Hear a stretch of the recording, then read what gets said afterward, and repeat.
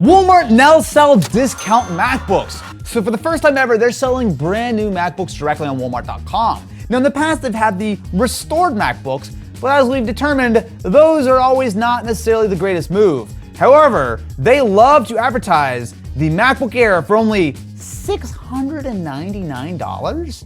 So this is the original M1 MacBook Air, but up until very recently, this was selling on the Apple site for $1,000, and yet Walmart are selling these things for $699. So is a $699 MacBook from Walmart actually worth it? Well, there's only one way to find out. Wow, that's some fast shipping.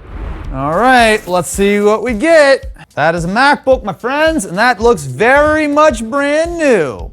We've got ourselves, I chose the Space Gray MacBook Air. Now this is the base configuration as you would expect for $300 less than it was a few weeks ago. So this is the 13-inch M1 Air with 8 gigs of RAM and 256 gigs of storage. And this is the older style SSD, which is actually faster than the M2 MacBook Air because this uses 2 chips instead of 1. So my thought here is that this is actually still going to be a very usable system. Ooh, that was very pleasant. And there we go, a brand new MacBook Air. Also have the dinky little charger. It's only like, what, 30 watts, which seems just absurdly slow. All right, let's fire it up. Is it dead? This MacBook was probably sitting around for so long that the battery died. There we go, just needed a little bit of encouragement.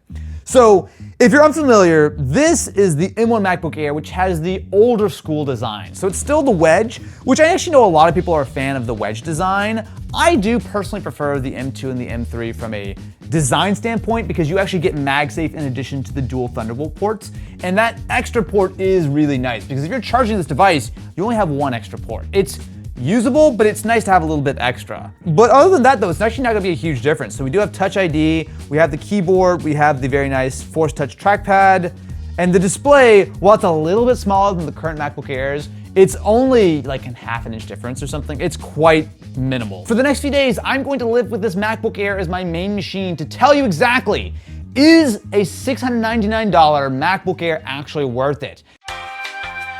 So I've just finished setting up in the MacBook Air, so it's only been a few hours, but I do have some initial thoughts. This thing still feels very modern. Now, that shouldn't be a surprise. I mean, it's only a few years old, but like, I think there's this tendency to expect that a 3, 4, 5-year-old system should feel old and ancient, and that's the way that things used to be. But I'll tell you, the difference between this MacBook, which came out in 2020, and the brand new 2024 M3 MacBook Air is really pretty minimal. I mean, yes, that M3 is a little bit snappier, but like we don't see the kind of huge leaps that we used to when you would go from like a 6th to like 9th gen Intel processor or something like that. Like just the speed and the snappiness feels very, very solid. But at $699, I don't really care that I've only got 8 gigs of RAM. I know that that is going to be fine. Are you gonna run into the occasional bottleneck if you're doing a heavier task?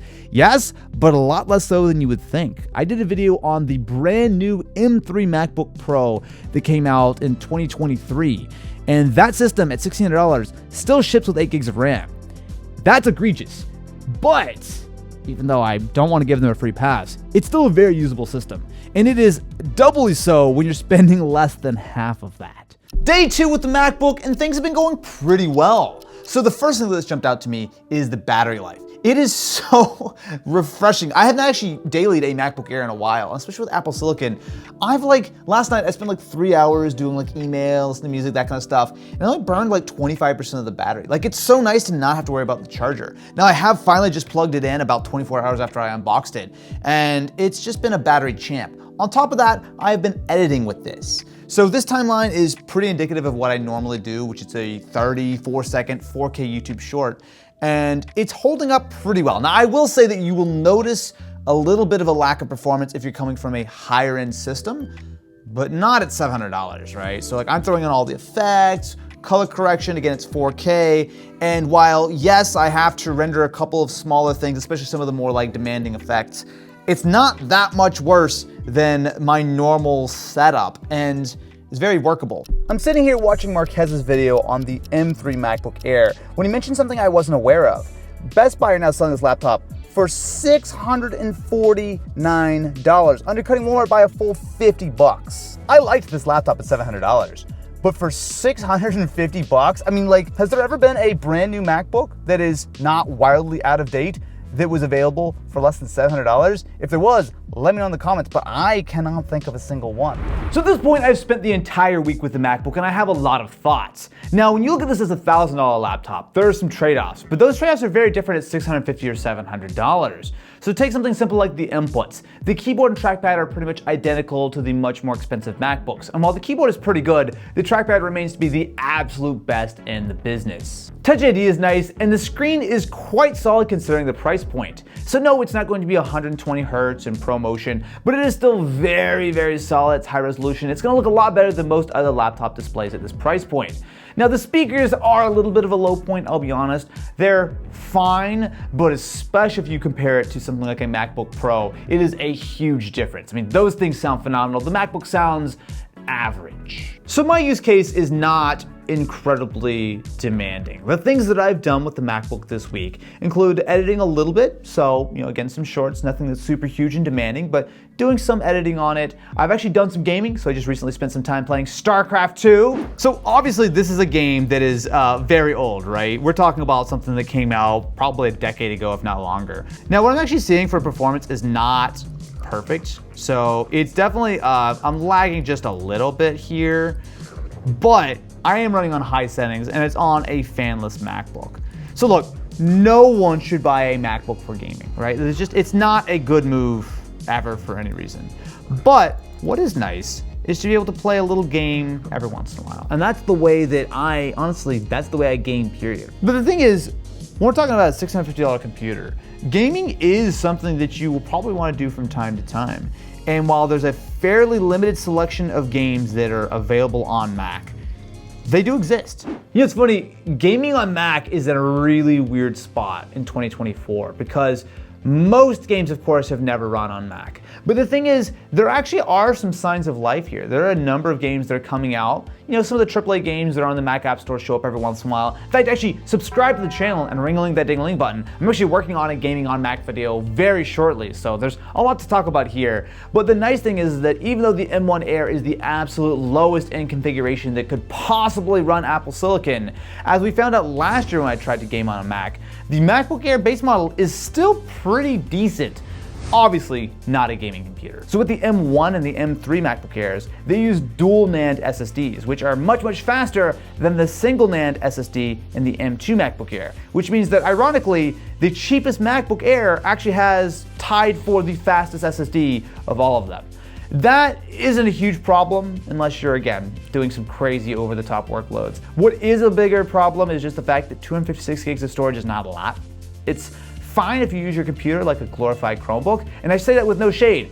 I use my computer kind of like a glorified Chromebook. I mean, yes, I do some video editing, I do some things, but when I'm doing that, I'm usually working off like an external drive, and I can actually live inside the 256 gigs of storage fairly easy for my workflow. I mean, I do like having a larger drive, but it's not incredibly important, and it depends on your workflow, right? Because the problem with this MacBook is that, first of all, while they're here, and as soon as they're sold out, these are gone, right? They're not gonna restock them as far as I know. So when I look at this MacBook Air, I think, first of all, it compares really favorably compared to the last time when I looked at this when it came out in 2020. At the time, Apple Silicon was brand new, and while there's a ton of potential, most apps really weren't optimized, but at this point, pretty much everything is, right? And the few apps that are, and specifically games that are not optimized, still run very well under Rosetta. So performance is a giant thumbs up. Is it a slight bit slower than an M2 or an M3 MacBook? Yes, yes it is. Are you going to notice it unless you put them side by side? You absolutely will not. While you might scoff that I'm talking about a base model 3-year-old MacBook Air that doesn't have a fan and 8 gigs of RAM, and yeah, that might not be the system for you. But for an enormous amount of people out there, this is not only the best MacBook, I think it's hard to argue this is not the best value MacBook that has ever existed. But on top of that, it's good for just most people, period. This just sort of makes me sort of wish that Apple could find a way of actually selling, even if they just kept the M1 MacBook around and gave it a price cut. Like, even if they had to sell these things for like $800 MSRP or whatever. Like, this is such a phenomenal system, but I understand why they can't do that. Because if this exists at $650 or $700 or even $800, there's no reason to buy the $1,000 MacBook. There's no reason to buy the $1,100 MacBook. There's no reason to almost buy the $1,600 M3 MacBook Pro. Like, you have to go to the high-end Pro machines to have any significant difference in the experience that you have with these devices. So the problem with the M1 MacBook Air is a nefarious one. It's too good to live, and that is a dangerous place to be.